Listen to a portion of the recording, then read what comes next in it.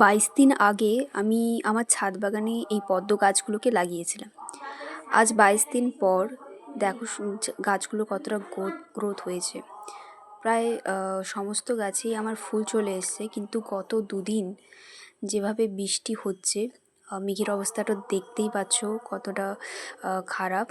তো গত দুদিন প্রায় রোদ তো বেরোয়নি।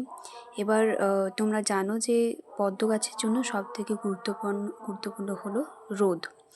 এবার রোদ যদি না বেরোয় এখন, তাহলে আমার গাছে যে সমস্ত এই ফুলগুলো দেখছো, এই যে ফুলগুলো এখনও কোনো গ্রোথই হয়নি, এই সবেমাত্র বের হয়েছে, এই সমস্ত ফুলগুলো হয় গ্রোথ ঠিকঠাক হবে না বা হয়তো নষ্ট হয়ে যাবে।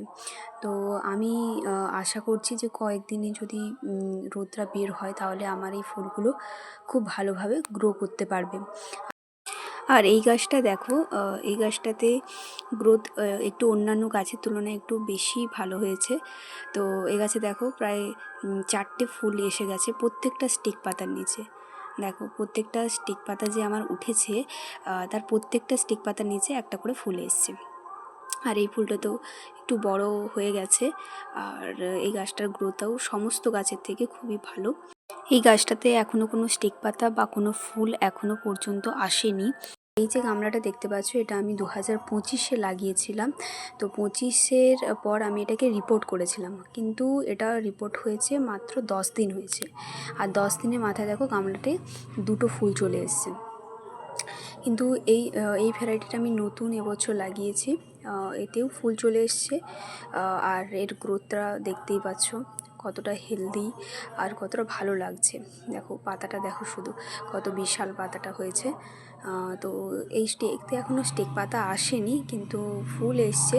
তো স্টিক পাতাগুলো এলে আরও গাছটা বেশি হেলদি হবে। আর প্রত্যেকটা স্টিক পাতার নিচ থেকে একটা করে ফুল বেরোয়। সাধারণত ফুলের কুঁড়িগুলো আসে যে সমস্ত স্টিক পাতাগুলো ওঠে, তার ঠিক গোড়ার সাইড থেকেই আসে। আর এই গাছটাও আমি 2025-এ লাগিয়েছিলাম, যেটা এবছর আমি রিপোর্ট করেছি। এরও গ্রোথ মোটামুটি ঠিকই আছে, আর এখনও ফুল আসেনি।